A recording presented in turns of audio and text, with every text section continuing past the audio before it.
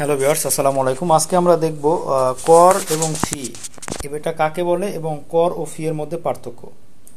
তো এক নম্বরে হলো কর। কর হলো সরকারের জন্য একটি বাধ্যতামূলক অর্থ সংগ্রহ ব্যবস্থা যা জনগণের আয়ের উপর আরোপিত হয়। এটি সরকার পরিচালনা, উন্নয়নমূলক প্রকল্প এবং বিভিন্ন কল্যাণমূলক কাজের জন্য তহবিল সরবরাহ করে। কর প্রদান করে নাগরিকরা সরাসরি কোনো সুবিধা পায় না। এটি আয়কর, সম্পত্তি কর, মূল্য সংযোজন কর ইত্যাদির মাধ্যমে আদায় করা হয়, যেমন আয়কর, সম্পত্তি কর, ভ্যাট ইত্যাদি। ফি হলো নির্দিষ্ট কোনো সেবা বা সুবিধা পাওয়ার জন্য প্রদান করা একটি নির্ধারিত অর্থ।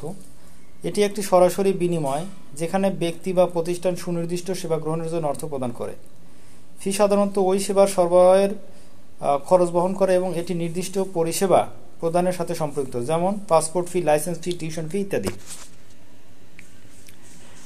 আচ্ছা, এরপরে আমরা পার্থক্য পড়ব কি কর ও ফি এর পার্থক্য। এক নম্বর হলো কর হলো সরকার দ্বারা নাগরিকদের উপর আরোপিত একটি বাধ্যতামূলক অর্থ।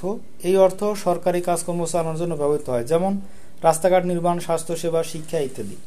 অন্যদিকে ফি হলো কোনো নির্দিষ্ট সেবা বা সুবিধা গ্রহণের জন্য পরিশোধ করা অর্থ। কর সাধারণত আয়, সম্পত্তি বা পণ্য সেবার উপর আরোপিত হয়।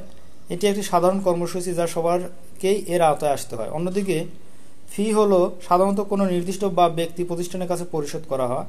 এটি বাধ্যতামূলক নাও হতে পারে। করের মূল উদ্দেশ্য হলো সরকারি খরচ বহন করা এবং জনগণের কল্যাণের জন্য ব্যবহার করা। অন্যদিকে ফি এর উদ্দেশ্য হলো সেবা প্রদানের খরচ পূরণ করা। করের উদাহরণ হলো আয়কর, ভ্যাট, সম্পত্তি কর। অন্যদিকে ফির উদাহরণ হলো স্কুল ফি, হাসপাতাল ফি, লাইসেন্স ফি।